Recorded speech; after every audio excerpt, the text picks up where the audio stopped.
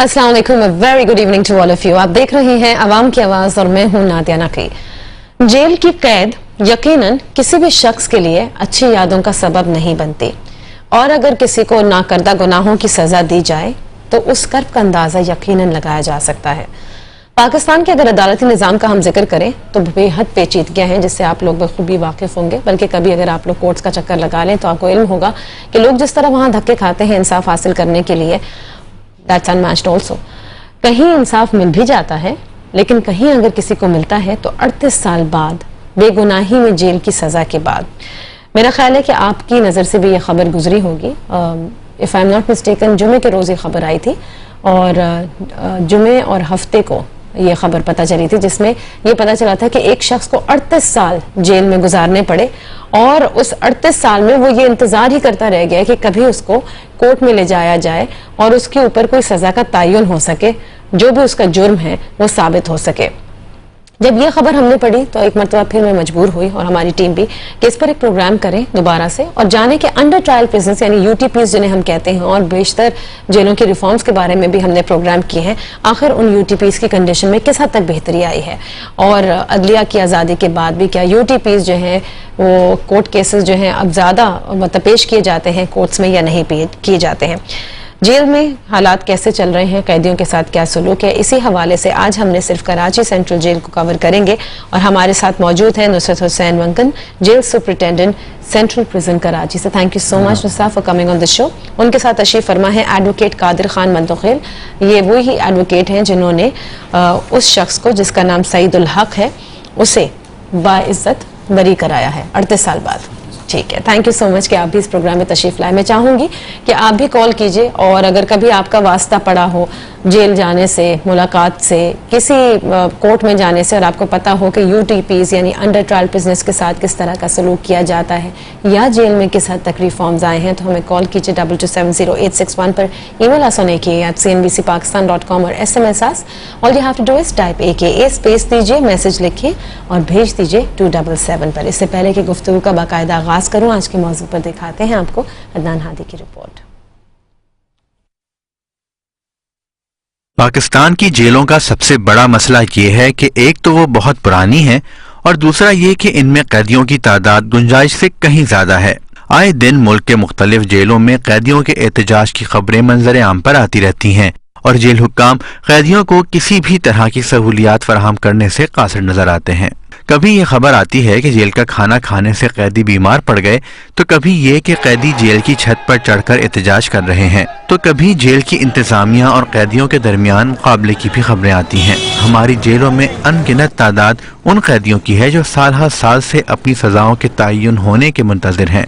ऐसे कैदियों को अंडर ट्रायल प्रिजनर्स कहा जाता है। ऐसी ही एक चौंका देने वाली कहानी गुज़िश्ता दिनों हमारे सामने आई, जब एक शख्स जो जेल में रहते हुए अपनी गोयाई और जहनी तवाज़ुन खो चुका है, उसे अदालत ने अपने रहमदिलाना फैसले के बाद सिर्फ 38 साल जेल में रखकर रिहा कर दिया।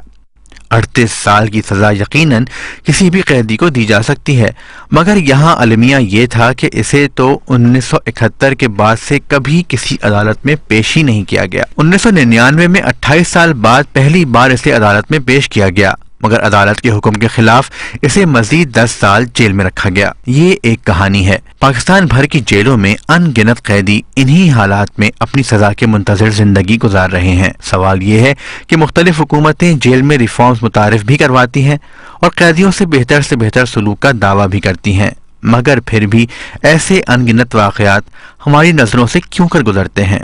हाल ही में chief justice of Pakistan Iftikhar Mohammad Chaudhry ने सक्खर जेल का दौरा किया और ये हिदायत की कि 2 माह के अंदर अंडर ट्रायल प्रिजनर्स के केसेस के फैसले किए जाएं। हमारे मुल्क में यूं भी इंसाफ हासिल करना इंतहाई मुश्किल है, मगर अब तो अदलिया आजाद है, लिहाजा इस पर यह जिम्मेदारी है कि इंसाफ के हुसूल को बेहतर बनाने के साथ साथ इस तरह के इंसानियत सोज इक़दामात को बंद कराए। अदनान हादी की खुसूसी रिपोर्ट देखिए आपने। आज हम बात कर रहे हैं अंडर ट्रायल प्रिजनर्स की, यानी उन कैदियों की जो कि अवेट करते हैं कि उनका कोर्ट में केस चले और फिर उनके ऊपर जुर्म साबित हो या ना हो। इनकी तादाद जेलों में बहुत ज्यादा है। कराची सेंट्रल प्रिजन का आज हम जिक्र कर रहे हैं और इसी सिलसिले में नुसरत हुसैन मंगन साहब jail superintendent central prison Karachi हमारे साथ तशरीफ फरमा है। कराची स्टूडियोज में एडवोकेट कादिर खान मंदोखेल जो हमारे साथ मौजूद है, जिनके केस ने एक मरतबा फिर से आप कह सकते हैं कि हमें ये एक तरह से जोश कह लें, वलवला पैदा किया कि दोबारा से हम यूटीपीज का जिक्र करें। सबसे पहले नुसरत साहब आपसे पूछना चाहूंगी कि कराची जेल में इस वक्त कैदियों की तादाद क्या है? इस वक्त 4,500 के करीब कैदी हैं, जिसमें 700 कॉन्विक्ट्स हैं और बाकी जो हैं वो अंडर ट्रायल प्रिजनर। सिर्फ 700 कॉन्विक्ट्स जी, और बाकी सारे यूटीपीज हैं, अंडर ट्रायल प्रिजनर्स हैं। अच्छा, और गुंजाइश कितनी है?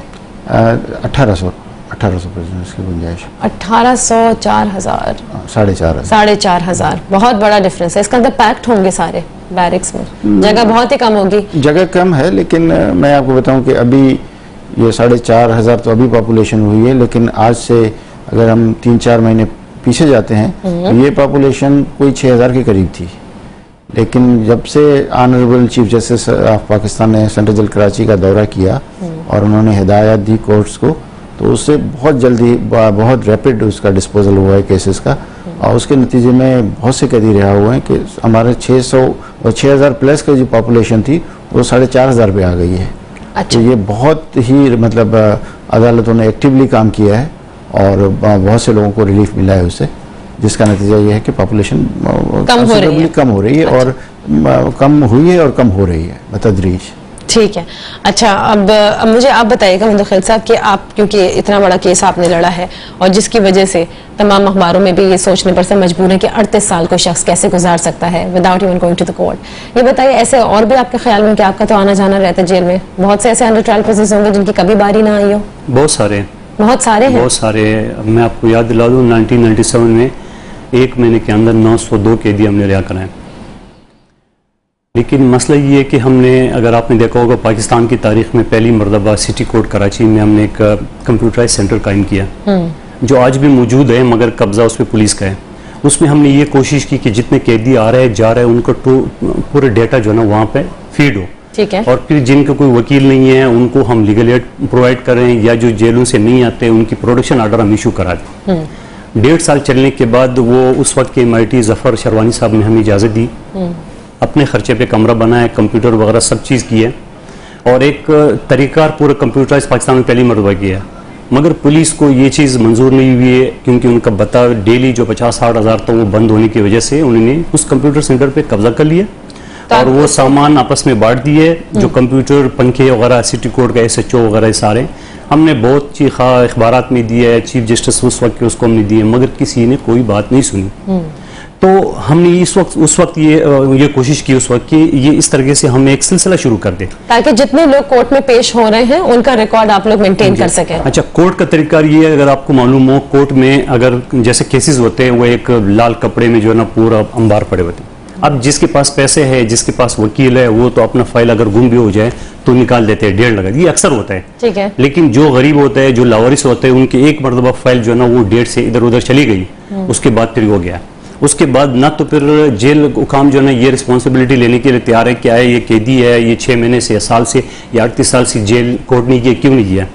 ना कोर्ट को उसके पास इनका डेटा होता है कि वो चीज़, ना वो जो इलाके के पुलिस स्टेशन होते हैं वो इस चीज़ को सोचते हैं कि भाई एक बंदे का अगर केस हमारे पास है उसका चालान सबमिट, जेल में भी डेटा नहीं होता किसी भी कैदी का? नहीं, जेल वाले केयर नहीं करते हैं, डेटा होगा जरूर उनके पास, लेकिन वो ये नहीं सोचते हैं कि एक आदमी अगर 28 साल से, ये एक केस है, 15 साल के, 10 साल के लातादाद केसेस हमने निकाले। हमारी वेबसाइट पे आप देखें, बहुत चीजें। लेकिन मुझे बताएं, इनके केस क्यों नहीं कोर्ट में चले? कि उनके पास वकील नहीं था, ये लावारिस है, व्हाट इज इट? ये इनके डॉक्यूमेंट्स गायब हैं? नहीं, इसका ऐसा था कि 1971 में आर्टिलरी मैदान थाने ने इनको मर्डर केस में इनको फिट किया। नहीं, I am just talking about in general. इनका तो हमने पूरा केस पढ़ा, लेकिन ये ज्यादातर जिनके केसेस अभी तक कोर्ट में चले ही नहीं हैं, ये कौन लोग हैं? उसका यही वजह है कि अगर जैसे एक दिन में 50 केस लगे हुए हैं और 50 की नेक्स्ट डेट आ जाता है और एक केस मिस हो जाए, डेट मिस हो जाए, फाइल इधर उधर चली जाती है ना उसमें, तो उसके बाद हो गया, यानी वो टैक्स से अच्छा, गया। अभी जो सिटी कोर्ट के अंदर अगर आप जाएं, और क्योंकि बारिशों का सीजन है और आपने देखा है कि वहां पे कितना पानी और गटर कितने उबल रहे हैं,